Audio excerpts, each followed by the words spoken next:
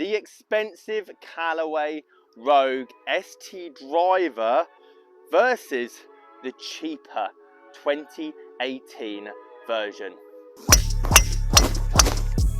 Boys and girls, expensive versus cheap, the forgiving version. Callaway's more forgiving range. They have the Maverick, the Rogue, obviously the Rogue ST, and then you have the Epic Flash, Epic Speed, Great Big Bertha Epic. Both of these heads, when released, are praised about how forgiving the bad shots are. The ultimate question today, however, how much more forgiving is £300? We'll talk about the second-hand prices of both. We'll talk about the brand new price of the Rogue ST, and this has been an extremely popular driver this year, and I'll explain why I think that. I've had the pleasure of testing and trying the Rogue ST before as well, and aesthetically I have to say both of these drivers look the best that Callaway have brought out. From the crown to the face to the back, I like black, I like subtle, and I like the aggressive nature that both of these drivers bring to the table. Now we're going to put the X-Diff version of the shaft of the Rogue ST in both heads to give it a nice fair test after I've just done a bit of deliberating and a bit of hitting with both of their original shafts in there, but they're 9 degree. The Sub-Zero and the Max LS. And the reason I've chosen both of these heads is because they're more for that player, the control aspect, the shot shaping, the low spin, the high launch, but do you still get that level of forgiveness, not only between these two, but with everything else out on the market? So before we get the numbers and data with both heads side by side, let's discuss forgiveness, because it's a very interesting subject, and let's be honest, a very difficult subject to quantify or even extrapolate between one driver to another. And let me explain exactly what I mean by that. Some of you guys will have a driver that's 8 years old, 10 years old, potentially the smaller head, the TP head, and you say it's the most forgiving thing that you've ever put in your hands, and I would say you are just uncomfortably confident with that golf club. You just deliver that head at the ball consistently, time and time again, hence hitting good shots and ultimately more fairways. Oh, if that stays, oh, that might be a bit left. That could have been good. And then on the flip side, some of you guys will have a brand new driver that you've bought in the last 2 years or so, maybe you got fitted for, but it's saying this driver is the most unforgiving driver that I've ever hit. And I would say, actually, it's your swing mechanics. Stop coming across the ball, stop hitting down on it, stop hitting it out of the toe, because let's be honest, we are the big factor when it comes to hitting long, straight drives. Tell you what, that's a bit of the same. Ooh, placebo effect. I did quite like the feel of that out the toe. But then a great example between those two shots and it not being a fair test between the pair of them is the fact that I have a stiff flex in the Rogue and I had an X-Diff in the Rogue ST. And there's another variable that we have to throw into the mix. You might have the right head. It might not be the fact that it's 6 years old, but maybe you need a different shaft, a shorter shaft, a longer shaft, or maybe you need a different head type altogether. Therefore, when it comes to this is the most forgiving driver, or actually the most long distance driver on the market, it's so different between one golfer to another. I'm actually shocked how they finished in play. I thought they were going to be over in the bush there. But as you can see, the £300 more expensive version is actually able to hop ditches. That's a massive bonus, that is. But we have to talk about price, because when we think of forgiveness, or when I think of forgiveness being the main aspect, cavity back irons, big drivers, weight at the back, non-adjustable, I think beginner, and therefore I don't necessarily think club fitting is a necessity at the start of your game, as no one knows where your swing's going to be in a year. Therefore, why build a purpose-built driver for a player that could have 4 different swing changes in 4 different months? Oh, wind's taking it. Not a great drive.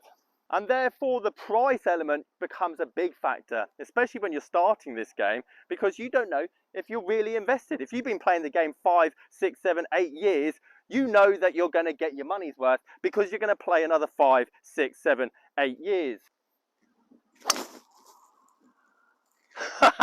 Good to see I've got bad shots with both drivers. If that doesn't sum up a forgiveness test, I have no idea what will. And massive shout out to the boys at Replay Golf for lending me these drivers to do today's expensive versus cheap episode. But from my own personal testing and the prices that you can see this Max LS driver going for on eBay, it is definitely beating, or let's say more popular with the general public in the secondhand market. And the reason I love the secondhand market is the market doesn't lie.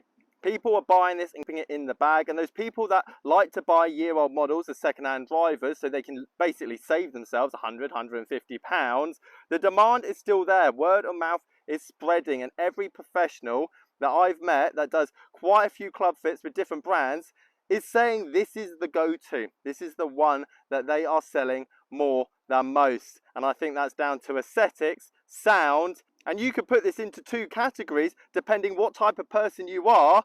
It instills confidence, or it is actually more forgiving. But I can hear you guys already saying, Simon, we don't want feelings. We don't want thoughts, we want facts.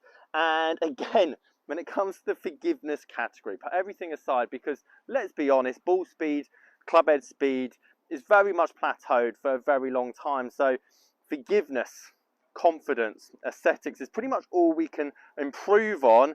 And I am just a golfer with many different flaws in my swing, maybe not more than most, yet even still, I'm going to hit 3 shots with this, 3 shots with the Rogue, same X-Stiff shaft, but I could put 3 horrendous swings on it, or 3 great swings on one and go, yeah, actually, that is the more forgiving driver.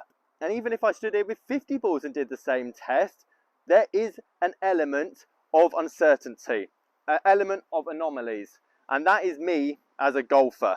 And if anything, before we hit these balls, that is something we definitely have to play into when we're looking for a newer driver or looking for that upgrade.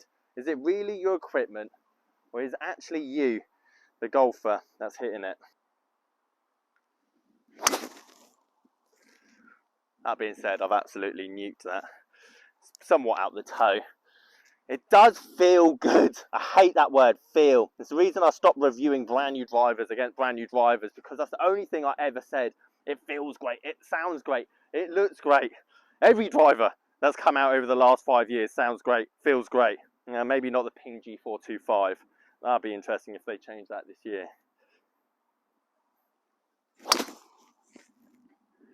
Oh, very toey today with my strikes. Very toey. Again, you can see the spin drop there just because I hit it out the toe. I don't think I've even hit this one well. What a great forgiveness test when you can't actually hit it out the middle. But I guess that's what we're kind of after. And I guess that's kind of what we're proving. Around the 115 mark with the club head speed. So we'll keep that constant, obviously, with the Rogue. That's better. I'd say more out the heel, though. I don't think I caught one of those out the middle. What can I say, though? It feels good. It sounds good. It does what every other drive that I've tested over the last year does. Okay, shaft swapped over. Ultimately, this feels a bit heavier, though, at the bottom. This almost feels a bit stiffer now I've put the Rogue in, which I find very interesting. And that is again Healy. Out the bottom there. Awful swing. Almost got blown over by the wind. Now I'd say that's probably the first one I've actually struck quite well. Efficiency wise, spin wise, launch wise. Okay, last one. Let's see if we can keep these consistent, similar swing speeds. As I said, I don't think I've necessarily hit one great, which I guess is what we're after when it comes to forgiveness test. That is hit. I could probably just say that's down to a great swing. I mean, the numbers on that's just perfect. Let me just hit one more with the Rogue ST, see if I can try and recreate that swing there. Ultimately, it feels lighter when I have the Rogue ST Max standing over it. And again, you can see how much that's changed my swing. I was almost hitting like hook draws with the Rogue ST and then almost block fades with the Rogue. And that weight change is so significant. That's got absolutely nothing to do with technology. Some of you guys might want a light head. Some of you guys might like a heavier weight combination. There's so many combinations in this, and it's not necessarily making one better than the other.